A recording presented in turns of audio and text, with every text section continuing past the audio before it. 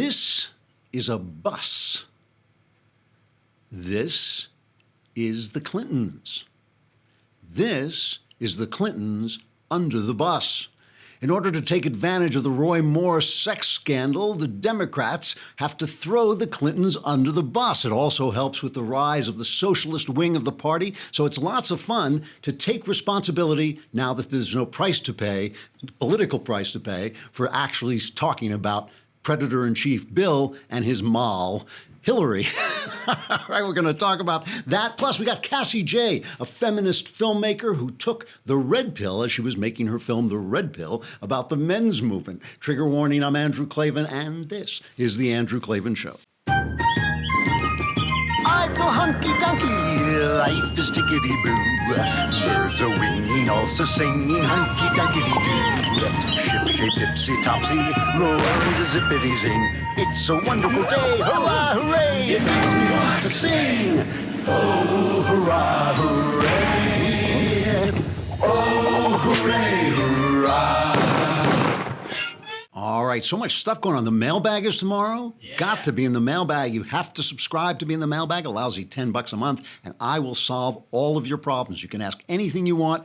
What you do is you go on, I'm going to get this right one day. You go on, you hit the podcast button, and then there's Andrew Klavan Show, and then the mailbag button. You hit the mailbag button. You can ask anything you want, religious questions, personal questions, political questions. Answers are guaranteed 100% correct and will change your life on occasion for the better. And while you're asking questions, today is The Conversation with Michael Knowles, 5 p.m. Eastern, 2 p.m. Pacific. Michael's conversation will stream live on the Daily Wire website, Facebook page, and YouTube channel, and it will be free for everyone to watch. But again, only subscribers can ask Knowles the questions. Subscribe now to ask Knowles questions and join the conversation. And you want to especially try to attack the Pope, because he hates that. And we'll have to see if he can defend himself. Plus, we have a new sponsor. And now listen, you don't have to listen to this ad. This ad is strictly for my wife, okay? It's only all I want is for my wife to hear this ad. Or if you happen to be a woman who wants to get something for Christmas for a guy, or you happen to be a guy who wants something for Christmas from a girl, or you even are just a guy who wants to get something for yourself, you have got to check out Man Crates. But I'm talking basically to my wife here. So just here it is. Mancrates.com is the surest way to find gifts that guys will actually love, guaranteed. I mean, I have this every Christmas. My wife says to me, "What do you want for Christmas?" And I say, I got everything. I don't know. I don't want I mean, I think most guys are like this, right? But this isn't some kind of cheese of the month club or new tie or anything. Man Crates offers over 100 hand-curated gift collections for every type of guy, from the rugged outdoorsman to the sports fanatic, everything in between. They've got like the Whiskey Appreciation Crate. I hope you're hearing that, Mrs. Klavan, the Whiskey Appreciation Crate with a personalized decanter and glasses for a guy's favorite drink. Grillmaster Crate with a brass knuckle meat tenderizer and a cast iron smoker box. I love this. Just go to mancrates.com and pick the perfect crate and choose the delivery date. And when the crate arrives, the guy gets a crowbar. He gets to pry it open. It comes with a laser-engraved crowbar, and you get to pry open the crate. Men's Health, Allure magazine are saying that Man Crates are the perfect gift for men and those who don't agree on anything. They have thousands of 5-star reviews, and every Man Crate comes with a 100% satisfaction guarantee. I hope certain people are listening to this. You can own the holidays if you go to mancrates.com/Klavan. How do you spell it? I want to do it. Everybody wants this, right? But you got to spell it with Klavan. You get 5% off your order. That's at mancrates.com/Klavan. 5% off. Mancrates, CRATES, obviously, .com/Klavan. I hope certain people are listening to that, because it does sound like the greatest thing ever. I will test it out, but I haven't tested it out yet, and it really does sound terrific. All right, so we have to first of all talk about the new accusations against Roy Moore. A woman came out. This is the fifth woman accusing him. Obviously, Roy Moore, the guy who is slated to replace Jeff Sessions in the Alabama Senate. He's running for election against a Democrat in a very red state, but this is really hurting him. Beverly Young Nelson's the fifth woman. She came out at a press conference with Gloria Allred. Now, normally when you sit next to Gloria Allred, you immediately look like you're lying because Gloria Allred is just like this hit girl lawyer. But this, she says that Moore trapped her in his car 40 years ago when she was 16, and this is not like, put his hand on her. He genuinely attacked her. Play the first cut of this. Instead of answering my questions, Mr. Moore reached over and began groping me and putting his hands on my breast. I tried to open my car door to leave, but he reached over and he locked it so I could not get out. I tried fighting him off while yelling at him to stop. But instead of stopping, he began squeezing my neck, attempting to force my head onto his crotch. I continued to struggle. I was determined that I was not going to allow him to force me to have sex with him. I was terrified. Yeah, okay, so if you think that accusation can't get any worse, wait till you hear this. Here's the second cut. At some point, he gave up. And he then looked at me and he told me, he said, "You're just a child." And he said, "I am the district attorney of Etowah County. And if you tell anyone about this, no one will ever believe you." So I forget which of the 10 Commandments forbids you to try to rape children and then bully them into silence, but I think Moore may have left that. Could be all of the 10 Commandments, like every page of the Bible. Holy moly. I mean, that's bad. And it's hard to look at that woman and think like, yeah, she's like some paid informant. I mean, she looked like she was telling the truth to me, I got to say. Roy Moore, let's be fair, he says it ain't so. She says that they met at a restaurant called the Old Hickory House Restaurant, and here is Moore's response. I want to address what's been brought out on television today by Gloria Allred and a client that she has about things I allegedly did. I want to make it perfectly clear. The people of Alabama know me. They know my character. They know what I've stood for in the political world for over 40 years. And I can tell you without hesitation, this is absolutely false. I never did what she said I did. I don't even know the woman. I don't know anything about her. I don't even know where the restaurant is or was. And if you look at this situation, you'll see that because I'm 11 points ahead, or 10 or 11 points ahead, this race being just 28 days off, that this is a political maneuver and has nothing to do with reality. It's all about politics. Okay, so the thing is, he says he's never heard of the restaurant, doesn't know where it is, never met the woman. She has produced her high school yearbook. We have a picture of that says, it's signed Roy Moore. It says, "To a sweeter, more beautiful girl, I could not say Merry Christmas. Christmas 1977. Love, Roy Moore. DA 122277 Old Hickory House Restaurant." I know. It's like, Roy, I'm not so sure you're doing as well here as you might be. These women are beginning to look pretty believable, in which case you are a piece of crap. If like half that story is true, you are a piece of crap. The Republicans, obviously, in Congress have just had it with this. And Mitch McConnell has absolutely no patience with sex scandals. Remember Larry Craig? I mean, Larry Craig, he's the guy who was arrested at the Minneapolis airport by an undercover cop who was picking up guys because they would apparently gay guys would pick up people through the stalls or something, and he busted Larry Craig. And Mitch McConnell has absolutely no patience with that. And that was a big one because that really cost a lot of seats. And then there was Bob Packwood. He was from Oregon. He resigned in 1995 under the threat of expulsion. And so this is Mitch McConnell talking yesterday, tight-lipped. I mean, Mitch McConnell doesn't have a lot of lip to begin with. He's got very thin lips to begin with, but they were vanished. They had vanished. This is him answering questions at the Capitol. Is the burden on Moore to prove these false versus someone to prove that these are true in this situation? Or do you believe these allegations to be true? I believe the women, yes. Are you calling for him to step down from that Senate race? I did. I think he should step aside. Are you encouraging a write-in campaign with Senator Strange? That's an option we're looking at, whether or not there is someone who could mount a write-in campaign successfully. Would it be Senator Strange, do you think? We'll see. So, yeah, it's like there was one thing they were floating where apparently the governor of Alabama can reappoint Jeff Sessions back to the seat. But Sessions says that's not happening. He doesn't want, he wants nothing to do with that. He likes where he is. In the Justice Department, though he may not have liked where he was this morning before Congress being grilled about absolutely nothing, it seemed like to me. It was really bizarre. Anyway, so it's a real problem.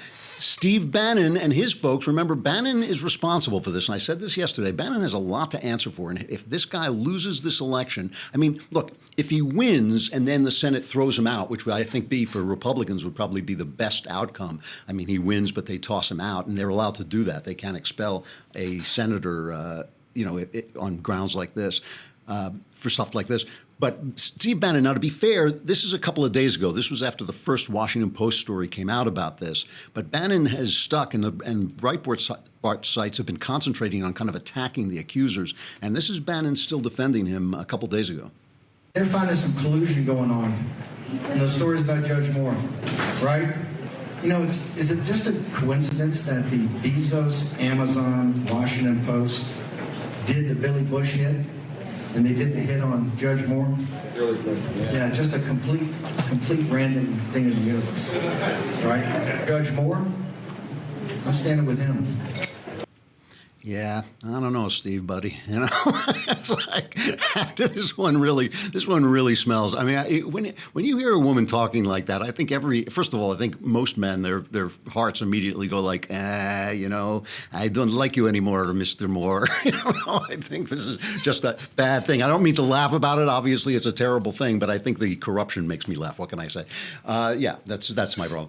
The problem that the Democrats have is to take advantage of this and to be, pompous and sanctimonious as Democrats love to be. They have got to go back and redeem themselves on Bill Clinton. There is a great story in The Atlantic that has gotten a lot. It's got a Drudge link. It's got a lot of play. Yesterday it was on Instapundit.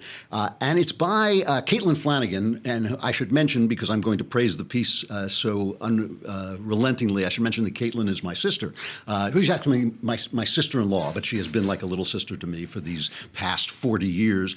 You can tell she's like a sister to me because I just annoy the hell out of her. That's what big brothers are supposed to do, right? We just annoy and pester them. But I also love her, and she's an incredible writer, and she has become an excellent journalist. I'm so proud of her, I have to just say. And she talks about the things that Bill Clinton was credibly accused of doing. Juanita Broderick reported that when she was a volunteer in one of his gubernatorial campaigns, she had arranged to meet with him at a hotel at the last minute. He changed the location to a room in the hotel where she says he very violently raped her. She said she fought against Clinton throughout a rape that left her bloodied. Paula Jones, obviously, Kathleen Willey. And she says, this is what Caitlin writes, it was a pattern of behavior. It included an alleged violent assault. The women involved had far more credible evidence than many of the most notorious accusations that have come to light in the past 5 weeks. But Clinton was not left to the swift and pitiless justice that today's accused men have experienced. Rather, he was rescued by a surprising force, machine feminism. This is Caitlin Flanagan writing in The Atlantic. Machine feminism. The movement had by then ossified into a partisan operation, and it was eager to let this friend of the sisterhood enjoy a little droit de seigneur. I don't know how to pronounce it, but it means the right of the Lord, basically. The notorious 1998 New York Times op-ed by Gloria Steinem, and she links to it, and you have to read it, must surely stand as one of the most regretted public actions of Steinem's life. It slut-shamed, victim-blamed, and age-shamed. It urged compassion for and gratitude to the man the women accused. Moreover, it characterized contemporary feminism as a weaponized auxiliary of the Democratic Party. And here's her conclusion: the Democratic Party needs to make its own reckoning of the way it protected Bill Clinton. The party needs to come to terms with the fact that it was so enraptured by their brilliant big dog president and his stunning string of progressive accomplishments that it abandoned some of its central principles. The party was on the wrong side of history, and there are consequences for that. Yet expedience is not the only reason to make this public accounting. If it is possible for politics and moral behavior to coexist, then this grave wrong needs to be acknowledged. Now, today, there's an op-ed in the New York Times, a former newspaper, called something like, "I believe Juanita Broderick." So the New York Times, Juanita Broderick just said, hell has frozen over, she said. And let's remember the thing, when you go back to this, remember the Democrats and the press are the same organization. The Democrats and the media are the same organization. So when you go back, it's the media, too, that is to blame. It's the media they are the Democrats. I just want to play this clip because it is unbelievable. Don Imus, you remember Don Imus, who was chased off the air by Media Matters, the same group the same Soros group that's now trying to chase Sean Hannity off the air, total hit group. But anyway, Imus is interviewing Dan Rather, godfather of fake news, right? And he's asking Dan Rather why they're not covering the Juanita Broderick story. This is at the time that the Juanita Broderick story came out, and the press and the Democrats were protecting, and the feminists were protecting Bill Clinton. It's worth listening to this because it's incredible. And this Juanita Broderick thing that this interview that the people over there at NBC News have been sitting on for some reason, who knows, but. Well, I think the reason is pretty obvious that they don't call me and tell me why they run or don't run these things. I think it's pretty obvious they're nervous about, number one, whether this information is accurate, whether it's really true or not, and then number two, even if it does, it turn out to be true, that it happened a long time ago, and number three, they got to be figuring just maybe the American public has heard all they want to hear about this, and they're saying, next, let's move on to the next thing. I was reading either in Time or Newsweek that even the woman herself, Juanita Broderick, said she hoped that this thing went away this week, and she was sick of hearing about it. It's her story. But, well, let's hope she gets her way with that. But then somebody from NBC News told me that she wasn't clear about exactly what had happened, but then her son called me, and he's an attorney someplace, and I guess in Arkansas, and he wanted me to know why he called me, God knows, but wanted me to know that was not the case. She knew exactly when it was, and there was some other reason he thought they were sitting on it. But. This is old news, and we're just tired of hearing about it, and it happened so long ago, and we don't necessarily, we don't know whether to believe them. We're just tired of all this, and he basically covers up for Bill Clinton. It's an amazing piece of journalistic conspiracy. And Dan Rather, the fact that Dan Rather still had a job after this is an incredible fact. Let's listen to another guy who went on to become the head journalist at ABC, George Stephanopoulos. And this is Stephanopoulos back at the time. This is 92, so it's before the Monica Lewinsky story, but it's after all of the, what they called at that time the bimbo eruptions. Today they call them women accusing men, but then they were called bimbo eruptions. That's what they were deemed by Bill and Hillary Clinton. Hillary Clinton was part of this. She helped to silence these women. Here's George Stephanopoulos, now head journalist at ABC. Now, Governor Clinton has a character problem, but I take it that your line of Clinton has no character your line problem. of counterattack is that it's well. I mean, he has not denied that he has engaged in marital infidelity.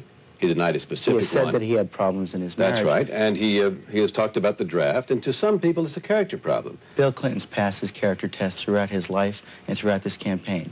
And he's shown it through his commitments to real fights. And what he's going to do in this campaign is focus on what's important to the American people, on the jobs and the education. That's what the American people care about. They want to move into the future. They don't want to be diverted by side issues. So, I'm going to say something a little different. I'm sort of working my way through this because I believe there is something that has gone on here. Why are we doing this? Why? Now we have Republicans, and people were writing me yesterday when I went off on Roy Moore. They were saying, no, we have to, if we fight, it's just like the Muslims. If we don't fight the Muslims, if we don't, strike back against them, if the same thing with the Democrats, we have to strike back against them. It doesn't matter what Roy Moore did. We have to defend ourselves again. We're doing this because we're terrified of one another. We're terrified of one another. The Democrats back in the day defended Bill Clinton because they were terrified of us, who they thought we were. They thought we were the the religious crazy fundamentalists who are going to come and wrap them up. What's that show on TV, based on the Margaret Atwood novel, The Handmaid's Tale? They thought they were living in The Handmaid's Tale. They still think that. They're still terrified. They're living in this imaginary world where Republicans are coming to take their sex lives away and their precious abortion rights, which maybe we do want to take away. But they're talking about us as if we're these crazy loons, these crazy religious loons who want to crush them. Now, what happened was, because the press was owned by them, because they have the powerful arm of the press, they have the powerful arm of the academy, they have the powerful arm of showbiz, it created this atmosphere where they could essentially exclude us. They could make us all seem like we were nuts. But what we did is we built an alternative press. We built Fox News. We built an alternative academy and the think tanks that we have all over the place. And we were treated into our world where we could demonize them, and now we're terrified of them. And the question is our fear justified? Listen, conservatives are always fighting the tide because the tide is always for bigger government. Government naturally expands. The powerful want more power, whether they're Republican or Democrats. The Democrats at least openly have the philosophy of more power. The Republicans pretend to have a philosophy of less power, but they're powerful people, so they want more power. So Republicans are always slightly at a disadvantage. Conservatives are always slightly at a disadvantage. It's true.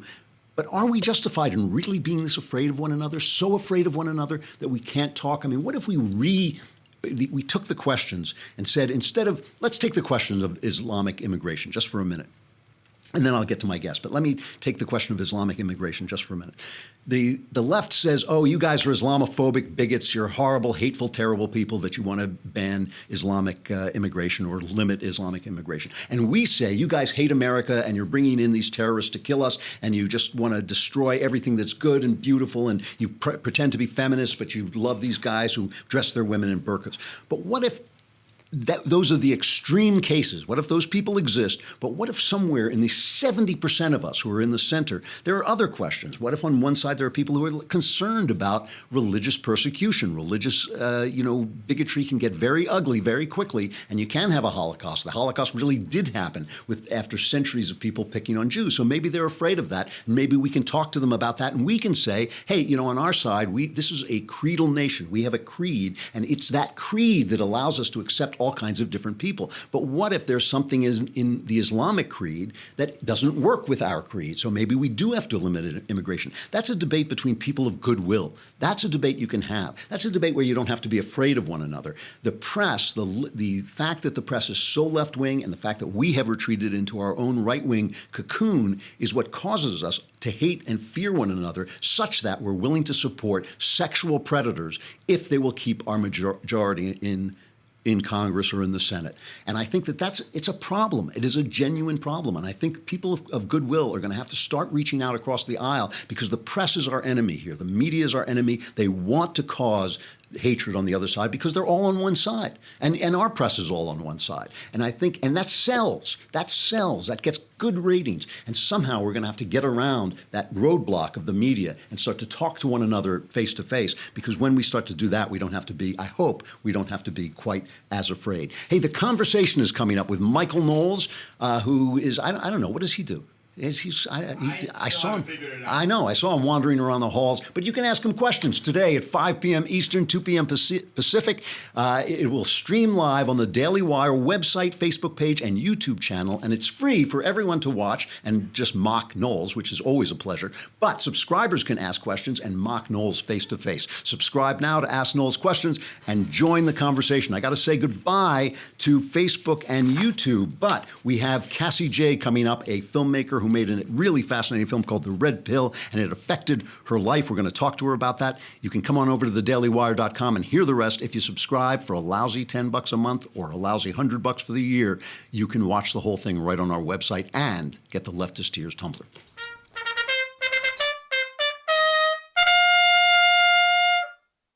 All right, we're back. Have we got Cassie J? Yep. Cassie J, many of you know that I've been a little slightly critical. I may have said a critical word now and again about the feminist movement. And in keeping with that spirit, I wanted to bring on this actress, award-winning director, and an actress, Cassie J. She's creator of The Red Pill, a documentary that dives into the men's rights movement. But it was a catalyst that changed her own views. And that's what I want to talk to her about. Cassie, have we got you there? I cannot see you. Hello. Hi, I can hear you, but I can't see you. Hi. All right.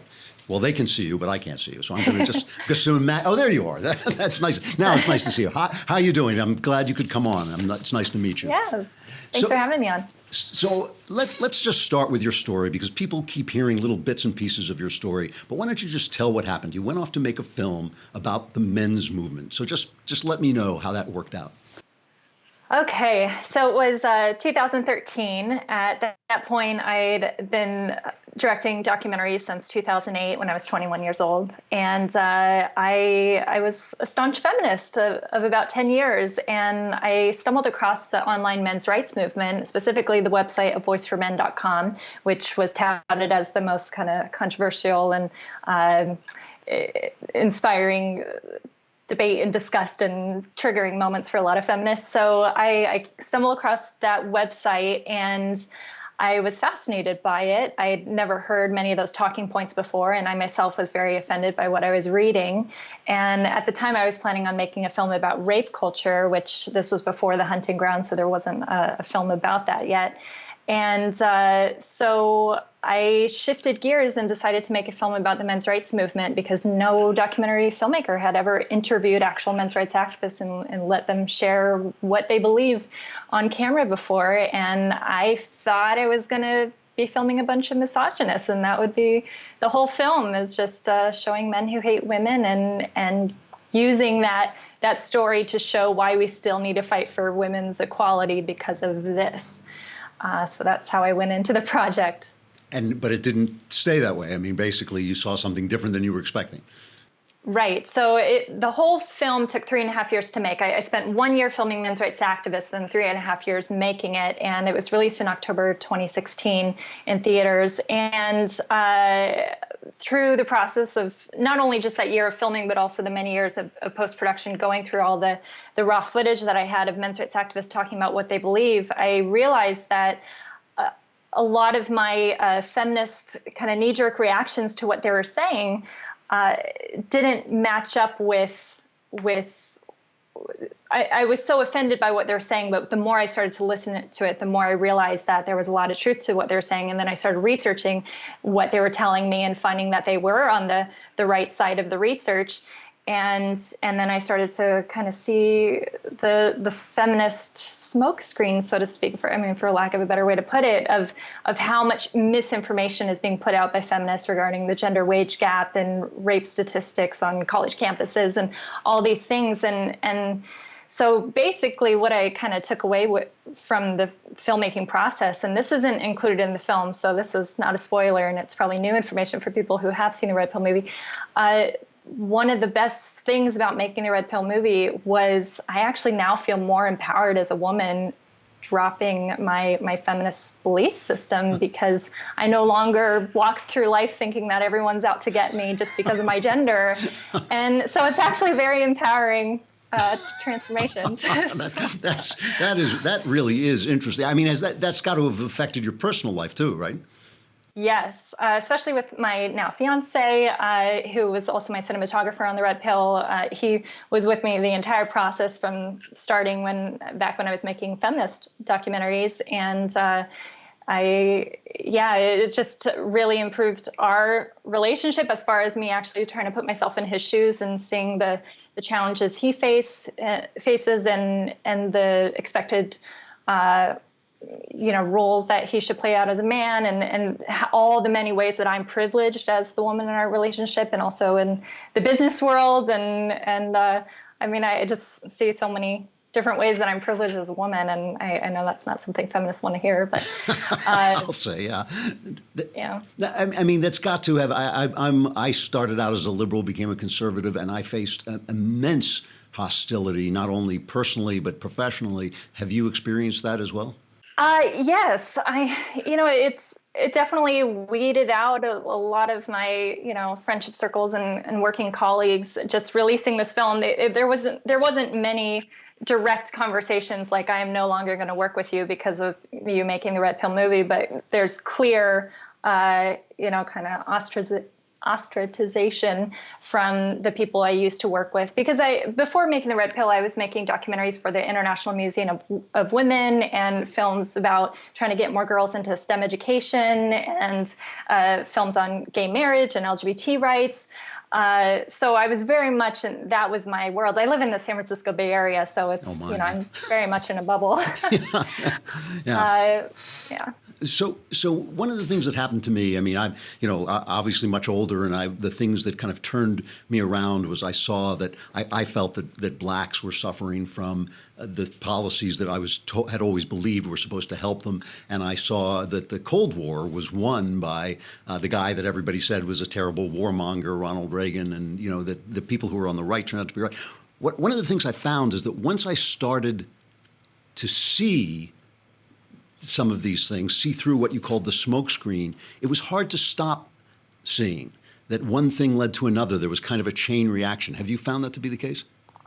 Absolutely. And that's why the title of the film is The Red Pill. I mean, there's no going back. You can't see the world the same way again, ever again. And I wouldn't want to, even though I think it is a little bit more of a darker existence, seeing how much is wrong with the media and Hollywood, obviously, and social media and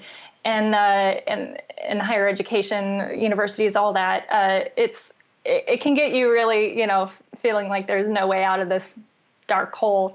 But I am glad to see it now, and I just hope to be part of the shift in helping other people see it. The Red Pill movie really is just kind of a crash course 101, mainly for an audience of people who are where I was 5 years ago in the feminist mindset. I really want more feminists to watch it. It wasn't made for people who are already kind of, red-pilled and see through the smoke screen. But yeah, it is a deep rabbit hole, and it is in every walk of life that you see it. And at times it feels like I don't know if it'll ever change, because it also, the more that I think new media is trying to speak out about these issues and my film and other people who are doing work like this, I think the more the really rigid mindsets of radical feminists and radical liberals really dig their heels in even more into their ideology. And so it's hard to find the middle ground and reach across the aisle and have a conversation that doesn't end in screaming and slamming doors. It really is. I think one thing is, I think the actual radical left's agenda makes no sense, and I think they can't get in a debate with you, so they can only scream you down and only call you all the names, the racists and the sexists and all that stuff. I noticed the one thing about the men's movement that always kind of bothered me is that I always felt that they sort of adopted the left's victim mentality. So in other words, they were saying, they were basically, if you can't beat them, join them. If you're going to win points for being victims, we're going to be even greater victims. I sort of feel like the whole victim battle, the whole victimhood battle could maybe be cast aside. Really, nobody in America is a victim, except people who are victims of a crime or something like that. No group in America is a victim. We're not oppressed here. Yeah. That is definitely a worry that I've always had about the men's rights movement, and that's a large part of why I'm not a men's rights activist. And after making the Red Pill movie, I'm no longer a feminist, and I don't have a label. I haven't adopted egalitarian or equalist. So, I'm labelless if people allow me to be that. So, but yeah, I do worry about the men's rights movement mimicking or mirroring many of the flaws of the feminist movement. But I also understand why their work is valuable and important, because we do have this pendulum swing, and I do think that third wave feminism, or whatever feminism wave we're in right now, has swung so far. And what really helped me kind of break out of that feminist mindset shell was learning all the different ways that men are discriminated against or disadvantaged uniquely. And while through that process of learning those many issues, I realized that neither of us is better or worse off. We're all just individuals that have different circumstances, and certainly, many different factors play into that. And we should really just have compassion for one another, regardless of trying to, tally up the points on who has it worse. And I definitely think the overgeneralization aspect of feminism is very problematic just the fact that they say they're the movement for gender equality and they're about helping and protecting women, and yet like one of their big issues is we need more female directors, and there's a lot of initiatives in Hollywood trying to get more female filmmakers, but you have to be a feminist. It's and that's why I say that feminism isn't for women, it's for feminism, because it is for a political ideology. It's not just for women as half of the population. Well, that was a big revelation to me, too, is that leftism is for leftists. I mean, that's the whole thing, is that everywhere that leftists work, they say they're for blacks, they say they're for women, they say they're for the minorities, but really it's for the principle of, they're using those people to build the principle of greater government and greater government control over individuals. You know, so here we are in the middle of this huge sex scandal, and I'm out in Hollywood, and like that, you know, I work in Hollywood, and I know a lot of this stuff does go on, and I certainly know that almost everyone, look, every man has done something he regrets, and every woman has paid the price for that at some point. How do you look at this now that you no longer have a label? I mean, I don't feel this is actually a feminist issue. I feel it's an issue of how people treat each other. But I mean, how do you look at it? Well, I'm both glad and terrified that you're asking me about this topic because I've never spoken on it before, and I have so many thoughts on it, and I have a lot of cognitive dissonance around this topic of the Hollywood sexual harassment kind of witch hunt and all these stories coming out. Obviously, it should go without saying, but I have to say it because I'll be attacked if I don't say it. Absolutely, you know, groping, indecent exposure, obviously rape, all of that is vile, detestable, and excusable behavior, and do not support that under any means. And now this is where I'm going to get in trouble. Go ahead. But I do think that the definitions are being blurred. With a lot of these stories as well, I think there have been many women that have come out with stories and not necessarily themselves saying, I am a victim, XYZ. They're just saying, oh, yeah, that person, yeah, I had a horrible experience with him, roll their eyes and move on. But then their stories being printed as, a sexual harassment or assault allegation against that person. For instance, with Ben Affleck, well, his is unique because, you know, this is footage that was filmed. There's a producer on his lap. You could see what's happening. And she never came out and said, I am a victim. This was not consensual contact. Her story is that they were doing a bit, and this is something that they were doing for the camera. Right. So she is not saying I was assaulted. But he is being listed as one of the many men on websites or articles that are saying, here are all the perpetrators, not even using the word alleged before that, but here are all the perpetrators in Hollywood, and showing all these men. So absolutely, I think many of these stories are detestable, and I'm so glad that the women are coming out and speaking, and I'm glad that a lot of women are feeling more confident in sharing their stories if they are true stories. And I know just saying if is going to be upsetting to a lot of people, but I, above all else, think we need to uphold due process, justice, innocence until proven guilty, because that could be your son, your husband, or your daughter or wife accused of something. Although I do think that men who are accused are more likely to be believed as the perpetrator than when it's a female alleged victim and a male alleged perpetrator. Yeah, every time I hear somebody say women have a right to be believed, I thought, where did that right come from? Nobody has a right to be believed. We all have a right to be heard,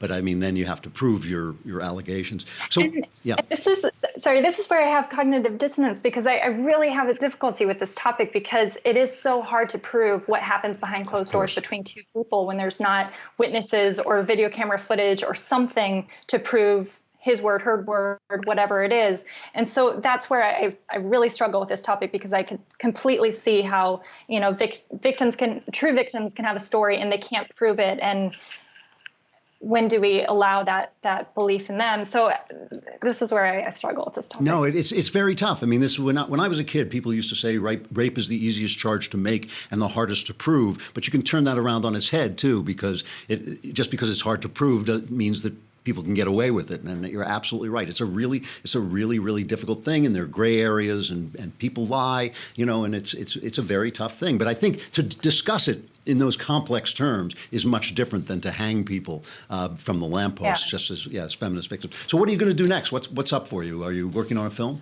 Oh, I want to start a film project in the new year. So I'm just going to take the holidays this year to unwind after the red pill. It's been a busy year of trying to correct all the misinformation out there. But I do hope people go and watch it. Amazon Prime, Hulu, anywhere you can find online, except Netflix. They were the only ones that adamantly declined. They turned it down, huh? Netflix was the only one, yeah. Wow. Well, Cassie J, it's really a pleasure talking to you, and I look forward to your next project, and we'll bring you back on when you have something else to show us. Sounds great. Thanks, Andrew. Thanks a lot, Cassie. Boy, that's really interesting. I have to say, as somebody who's kind of been through this, I welcome her to the real world, but the Matrix is a lot more comfortable. All right. Speaking of all this, there are two stories I just have to cover really quickly. One is this anti-Trumper was arrested in California after threatening to go on a killing spree. His name is David Kenneth Smith. My colleague over at PJ Media, Deborah Hine, wrote about it. And Smith was arrested in Orange County, California on November 2nd following an investigation by the Joint Terrorism Task Force, or a Joint Terrorism Task Force. And I just want to say, if this guy were an anti-Hillary activist, this would have been the biggest story in America, and I never heard of this. I just want to play what these guys saw. He was sending these videos to people, and this is why they arrested him. Just play a little bit of this. It occurred to me, guys, that there are probably those of you out there who wonder to yourself, like, what good is going on a killing spree going to do, David? That's a good question. What good is it going to do? Well, I won't tell you so. I'm going to answer that. It will do absolutely nothing as far as most things are concerned, most likely. But compared to dying or committing suicide, it sounds like a great idea. I mean, think about it. Well, what should I do? Should I just be homeless? Or should I go on a killing spree? The guy was an absolute lunatic. If he had been an anti-Hillary or anti-Democrat people, it would be one of the biggest anti-gun stories in the world. I just want to say good work to the Joint Terrorism Task Force as a guy who definitely needed to be arrested. And finally, I've got to play this piece by Tracey Ullman, the British comedian, who just did this piece about people. We're talking about all these sexual guys, people going into therapy for their sex addiction, and she has this advertisement for a sex therapy clinic. Have you recently been outed as a sex pest? Would you like to pretend your disgusting behavior is the result of an illness rather than you just being a total Then why not check into the Some Sort of Therapy Center? The Some Sort of Therapy Center is Europe's leading facility for everyone from shamed Hollywood producers to shamed Hollywood actor producers. Our team of presumably therapists is here to help you tell the world it's okay. I'm dealing with this myself. No need for the police. It's the perfect place to relax, unwind, and avoid facing the consequences of your actions. Our range of treatments includes counseling or something like that, meditation probably, and generally keeping a low profile till the heat's off. But don't take my word for it. Here's just one of our self-satisfied customers. Before I came here, everyone was calling me a sex criminal, which seemed wrong to me somehow. But the Some Sort of Therapy Center made me realize that I'm actually a sex addict, which means I bear no responsibility for all the horrible things I've done. So come to the Some Sort of Therapy Center and take the first step to a new you, who's exactly the same as the old you, but hopefully not facing prison. I love our self-satisfied customers. All right, this whole show has been Sexual Follies, but now it's time for Sexual Follies.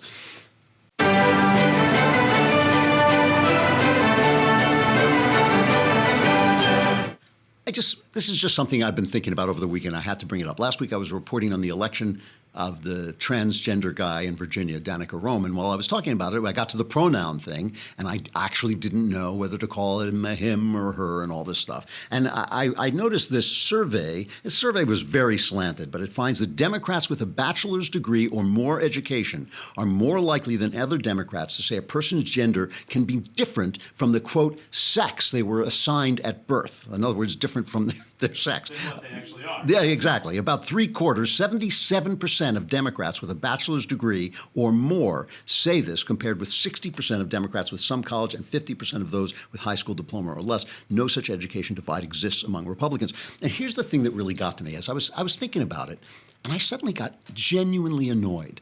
A man who thinks he's a woman is, by definition, deluded. He is, definition, believes something that is untrue. He is a man who thinks he's a woman. He doesn't become a woman, even if he chops off his bits and has implants and all this stuff. He doesn't become a woman. He becomes somebody who's a man who's had this operation. I would be happy in talking to someone to call him whatever pronoun he pleased out of sheer civilized politeness, but I cannot simply abandon my sense of reality.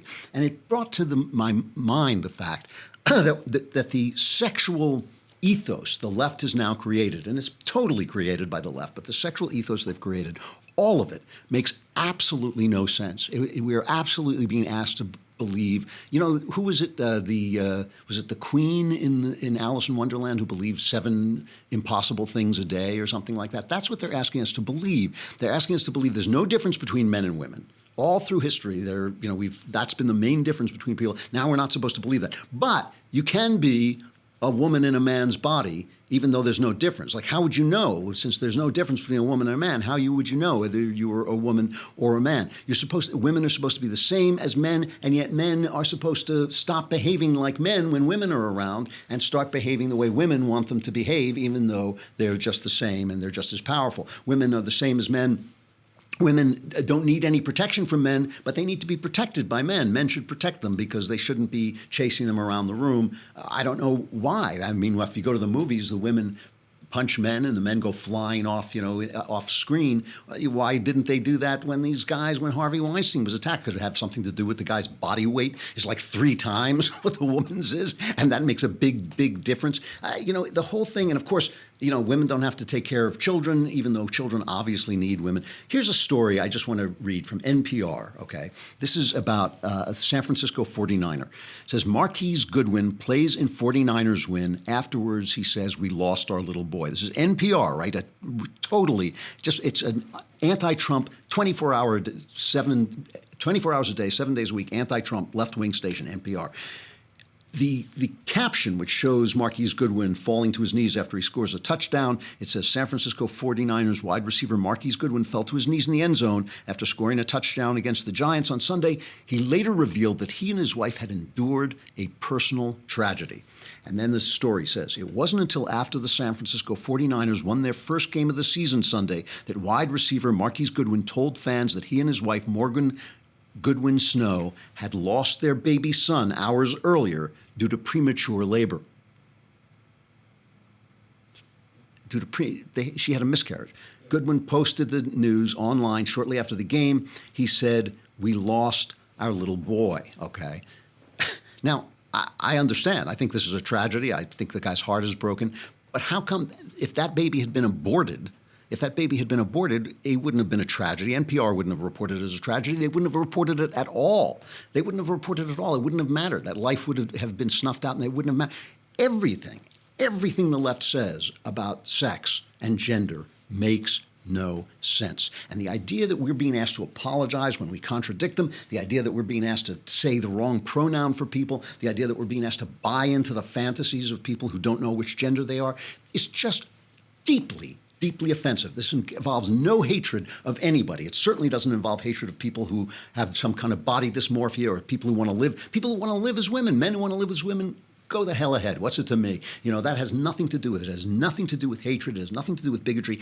But intellectual dishonesty is just a road that leads off a cliff. The facts matter. The facts come back to haunt you. And if you're not making sense, shut up and think again. And this is the thing it's just occurred to me that when I'm sitting around and I don't know what pronoun to use, okay, something has gone terribly, terribly wrong. I'm not going to eat this apple. I'm not going to bite into this world of nonsense that somehow makes the left feel better for whatever reason. I'm not going to do it. So that was just what I wanted to talk about, sexual follies. I got to say goodbye. Tomorrow is the mailbag. You got to get your questions in now.